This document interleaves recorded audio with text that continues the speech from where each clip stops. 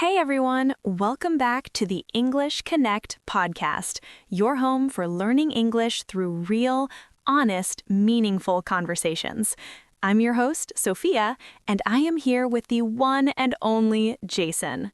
Hey, Sophia. Hey, everyone. Really glad you're here today because this topic, I need to be honest, this one is personal for me. Oh, I can already tell this is going to be a good one. Jason, before we get into it, tell me what's been on your mind this week? Okay, so I have wanted to start a YouTube channel for 3 years. 3 years, Sophia. I have notes, I have video ideas, I have actually written full scripts, but I have never once pressed record. 3 years? And what's been stopping you? I keep telling myself I'm not ready. My camera isn't good enough. I need to learn more about editing first. I need to have a clearer niche. I need to be more confident on camera. I need to... Need to stop making excuses? Yeah, that too. The list is endless, honestly. And the terrifying part is I'm very aware that I'm doing it. I can see the pattern, and I still can't seem to break it. Jason, I think half the people listening right now just felt that in their chest, because most of us have our own version of that YouTube channel, the business we haven't started, the book we haven't written, the conversation we haven't had, the course we haven't enrolled in. It's like we're all standing at the edge of a diving board, looking down, telling ourselves we'll jump when we feel more ready. And the water never gets warmer, does it? It really doesn't, and meanwhile, life is moving. Which is exactly why today's conversation is so important. We're talking about one of the most universal and most costly habits humans have, waiting to feel ready before we begin, and why that feeling of readiness is, in many ways, a beautiful lie we tell ourselves. That's a bold way to put it. I love it. So here's what we have lined up. First, we're going to dig deep into why we wait, what it's actually costing us, and what the research and real life both say about what works instead. Then we'll break down 5 vocabulary words and phrases to help expand your English. And we'll end with a challenge that might just be the push you need to finally start that thing you've been putting off. Before we dive in, if this podcast has helped your English or your mindset even once, please subscribe and hit the like button. It genuinely helps us reach more people. And here's what I want you to do right now before you keep listening. Think of one thing you've been waiting to feel ready for. Hold it in your mind, because this episode is for that thing. Let's go. Okay, Jason, let's start here. I'm not ready yet. Why is that such a seductive thing to say to ourselves? Because it doesn't even feel like an excuse. It feels responsible. That's exactly it. It sounds mature, almost humble, like I'm taking this seriously. I want to do it right, and nobody can argue with that. Right. It has the disguise of wisdom, but underneath it, for a lot of people, what's actually going on? Fear. Pure, simple, uncomfortable fear. Fear of what exactly? Fear of failure, mostly. Like, if I start and I'm bad at it, that's real. That happened. But if I never start, I can keep the dream alive in my head, where it's perfect and untested. Oh, that is so psychologically accurate. The unbegun thing is safe because it can never disappoint you. Yes, my YouTube channel in my head is incredible, by the way. The lighting is perfect, I'm completely articulate, the editing is flawless. And in reality? In reality, my first video would probably be shaky and awkward and kind of embarrassing. And that's exactly why you haven't made it. Exactly, because my imaginary perfect channel is more comfortable than my real imperfect one. This is actually a well-documented psychological concept. Psychologists call it the planning fallacy, combined with something called self-handicapping. You protect your ego by never putting it to the test. So the waiting isn't laziness, it's actually a form of self-protection. In many cases, yes. Our brains are incredibly good at keeping us safe. The problem is they can't tell the difference between a genuine threat and a creative risk. So starting a podcast or a business or asking someone out, our brain treats it like jumping into a lion's den. and floods us with the same anxiety signals, and we interpret that anxiety as a sign that we're not ready yet. But that's the thing. The anxiety isn't a red light. It's just the feeling of doing something new. Exactly. And this is one of the most important reframes in this whole conversation. Readiness and comfort are not the same thing. We think ready means I feel calm, confident, and prepared. But for most meaningful things in life, you will never feel that before you start. Never? Almost never. Think about it. Did you feel fully ready on your first day of a new job? Absolutely not. I was terrified. Were you ready the first time you had a really difficult conversation with someone you love? No, I felt sick to my stomach. Were you ready the first time you spoke in front of a group of people? I thought I was going to pass out. But you did all of those things. And after you did them, how did you feel? Like I could do it. Like it wasn't as catastrophic as I imagined. Like I grew. That's the truth about readiness, Jason. It doesn't come before you begin. It comes because you began. That just hit different. Say it again. Readiness doesn't come before the action. It comes from the action. Okay, I need a moment because I genuinely think I've had this backwards my whole life. Most of us have. We're conditioned to think, learn everything, prepare thoroughly, feel confident, then act. But real growth works in reverse. Act, struggle, learn, grow, feel more confident, act again. It's like trying to get warm before you step into the shower. You have to get in before the water warms up. That's such a good analogy. And the longer you stand there waiting for the temperature to change, the longer you're cold.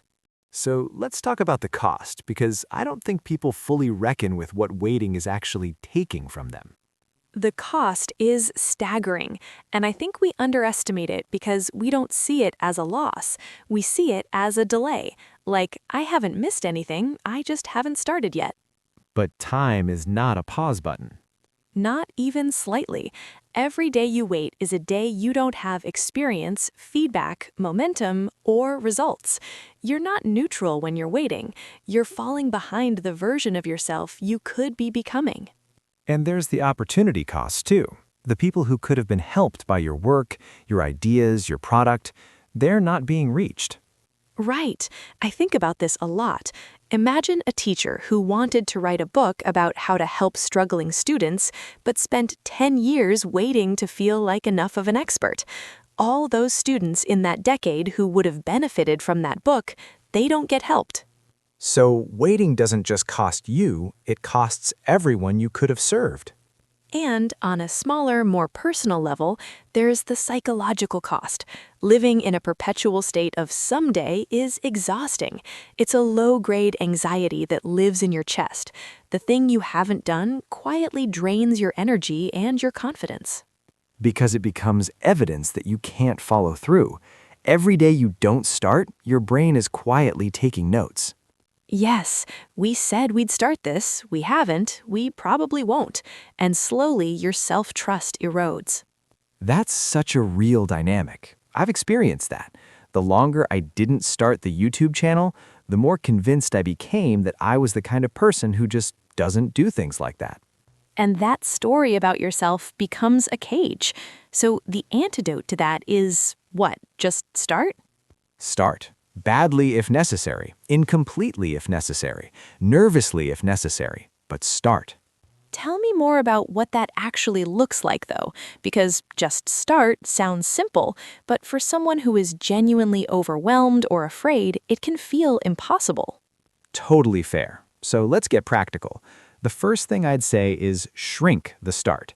Whatever you've been waiting to begin, make the first step so small that it's almost embarrassing how easy it is. What do you mean? So instead of I'm going to launch my YouTube channel, the first step is I'm going to press record for 3 minutes and not publish it. That's it. Just record something. For nobody. Just to feel the camera in your face. So you're removing the stakes of the first action entirely. Exactly. Because most of the paralysis comes from the gap between where we are now and the finished, polished, successful version in our heads. We're trying to jump over a canyon. But if you just say, I need to take one small step, the canyon disappears. The canyon disappears. I love that. What else? Set a good enough standard, not a perfect standard. This was genuinely life-changing for me. I used to tell myself I'd write an article when I had the perfect idea, had researched everything, had the ideal structure. I never wrote anything. So what changed? I started asking, what's the worst version of this that I'd still be okay putting out? And I started from there. That's counterintuitive. You're intentionally lowering the bar? Not permanently, just to get started. Because here's the truth. Your worst published work will always teach you more than your best unpublished work. Wow, that's a truth bomb right there. Because the published version gets feedback, it gets engagement, it gets real-world information that you can learn from and improve with. The thing in your head or your drafts folder teaches you nothing. I think about all the creators I follow online. Their first video, their first post, their first episode. It's almost always not very good. Almost always, and they'll tell you that. But they did it, and then they did the next one and the next, and that's how they became who they are. So mastery is a byproduct of doing, not a prerequisite for it. Beautifully put, exactly. And there's a wonderful concept often attributed to the idea of reps. You have to do a certain number of bad ones to get to the good ones. There's no shortcut around the reps. What about the fear piece, though? Because sometimes it's not about perfectionism. Sometimes it genuinely is just raw fear. How do you work with that? I think the first step with fear is to stop fighting it and start negotiating with it. Because fear doesn't mean stop, it means this matters to you. Say that again? Fear doesn't mean stop, it means this matters to you. You don't get that kind of fear about things you don't care about. Oh, that's interesting. So the intensity of the fear is almost proportional to how much you want it? For most people, yes. If you're terrified to start something, that's data about how much it means to you. It's worth listening to, just not in the way we usually do. We usually listen to fear as a verdict. You're afraid, therefore don't do it. Exactly. But the better interpretation is you're afraid, which means this matters deeply. So let's be gentle with ourselves and take one small step toward it anyway. What do you mean by negotiating with fear? I mean acknowledging it out loud instead of pretending it isn't there. Say to yourself, I'm scared. I'm scared this won't be good enough. I'm scared people will laugh. I'm scared I'll waste my time. Name it all. And then? And then ask, can I take one small step with these fears present? Not, can I make the fears go away, but can I act alongside them? Because the fears aren't going anywhere. Rarely before you start, no. But here's what I've found. The fears almost always shrink the moment you begin. Not before, after. That's been my experience too, actually. Every time I've done something scary, the doing of it was less terrifying than the anticipating of it. The anticipation is almost always worse than the event itself. Our brain catastrophizes in ways that reality rarely confirms. There's also something I've been thinking about called the readiness myth. This idea that there's some future version of us who will be perfectly equipped to handle whatever we're afraid of now. But that version doesn't exist until you build them. And you can only build them by doing the thing that currently scares you. So the ready version of me can only be created by the unready version of me taking action. That's it. That's the whole thing. The person you're waiting to become, they're on the other side of the thing you're afraid to start. I need to go press record on something after this episode. Please do. And I want to address one more thing before we wrap up, because I think it's important. Sometimes people are waiting not just from fear, but from a place of genuine self-doubt. Like, what if I'm actually not good enough? What if it's not fear that's stopping me, but just reality? Oh, that's a painful thought. What if I'm not talented enough to do this thing I want to do? And here's my honest answer. You won't know until you try. And even if your first attempt confirms that you have a lot to learn, That's not failure, that's information. Right. The alternative, never trying, gives you no information at all, just a lifetime of wondering. And wondering is so much harder to live with than knowing. Even a hard truth gives you something to work with. Uncertainty just haunts you. I'd rather know I tried and it was hard than never know what I was capable of. Exactly. And one more thing. Nobody starts out good at the things they become great at. Nobody. The gap between where you are and where you want to be is not a wall, it's a road. But you have to start walking it. And every single step on that road makes you more ready for the next one. Every single step. So, if you are listening to this right now, holding on to the thing you've been waiting to start, I want you to hear this clearly. The world needs what you have, not the perfected, future, fully ready version. You, now, beginning imperfectly. Because done is better than perfect, and started is infinitely better than imagined. All right, Jason, this conversation has genuinely moved me. I feel like we both needed this today. I know I did. I'm texting my friend to hold me accountable for pressing record this week. I want an update in the comments, Jason. The people will hold me to it. All right, everyone, let's break down 5 powerful words and phrases from today's conversation to help grow your English. First up, self-handicapping. Meaning, self-handicapping is when you create obstacles or excuses for yourself in advance, so that if you fail, you have something to blame other than your own ability. It protects your ego from the fear of being truly tested. It's a way of saying, I didn't really try, before you even begin. Example sentence. By saying he was too busy to practice before the presentation, he was self-handicapping, protecting himself from the possibility of trying his best and still failing. Number 2, paralysis, specifically analysis paralysis. Meaning, paralysis means being unable to move or act. Analysis paralysis is when you overthink something so much, researching, planning, considering every angle, that you become frozen and never actually take action.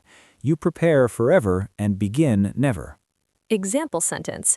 She spent 6 months researching how to start a business without ever registering one. A classic case of analysis paralysis.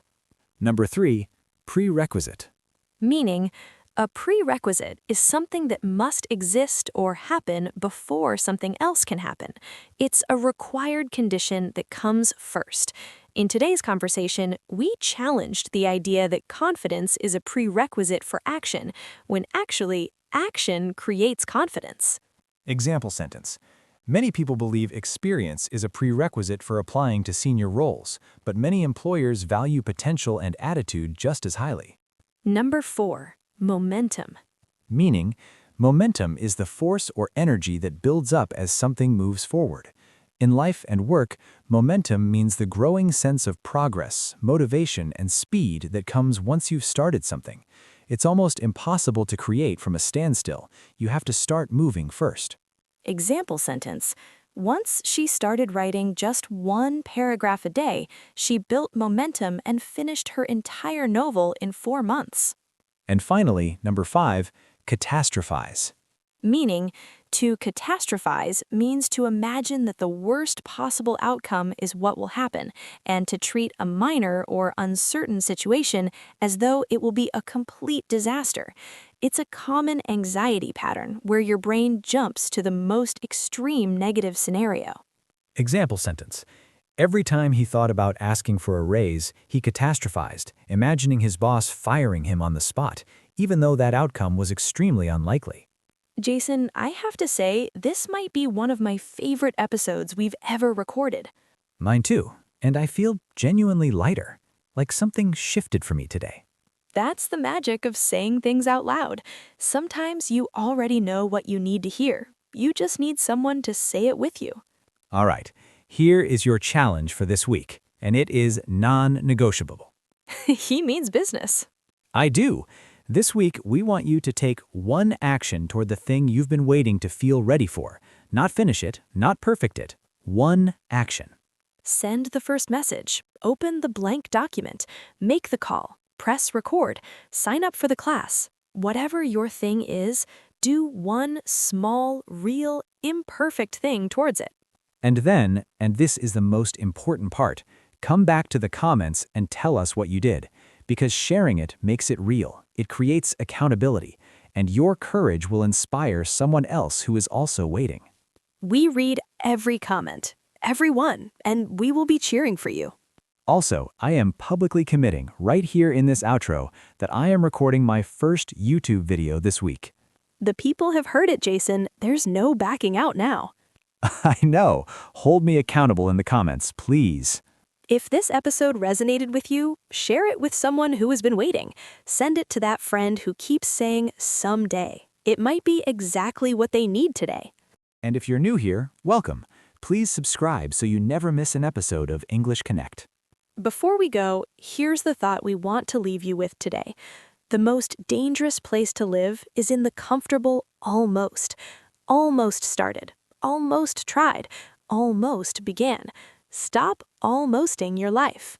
Begin. You are more ready than you think, and the only way to know that for certain is to start. This is Sophia. And this is Jason. Signing off from the English Connect podcast. Keep learning, keep growing, and this week, keep starting.